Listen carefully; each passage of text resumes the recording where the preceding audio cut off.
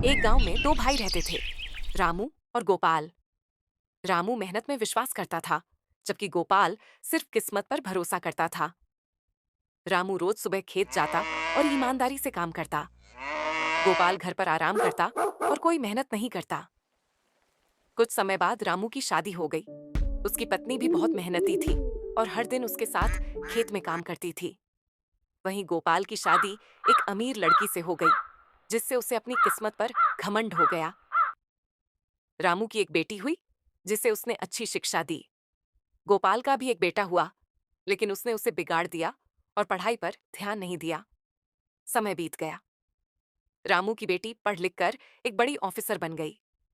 वहीं गोपाल का बेटा गलत रास्ते पर चला गया। मेहनत न करने के कारण गोपाल सब कुछ खो बैठा और पछताने लगा। उधर रामू मेहनत करते करते एक सफल और अमीर इंसान बन गया। एक गांव में रमेश अपनी बेटी लता के साथ बहुत गरीबी में रहता था। जमींदार गोपाल हर रोज उसके घर आकर कर्ज के लिए गालियां देकर चला जाता था। रमेश का बेटा शहर में एक कंपनी में काम करता था। उसने चिट्ठी लिखी कि 2 साल पूरे होने पर वह बोनस लेकर 4 दिन में घर आएगा। यह पढ़कर रमेश और लता बहुत खुश हो गए।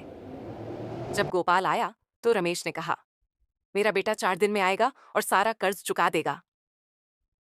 लेकिन दुर्भाग्य से फैक्ट्री में आग लगने से रमेश का बेटा मर गया।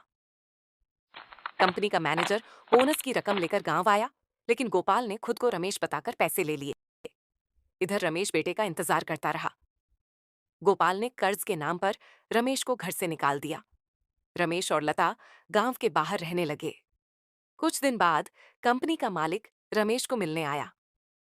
सच्चाई पता चलते ही उसने मैनेजर को बुलाया, गोपाल से पैसे वापस दिलवाए, रमेश को घर और पैसा दिलाया और गोपाल को पुलिस के हवाले कर दिया। एक गांव में रामू और सरला रहते थे। उनका एक बेटा था, मोहन।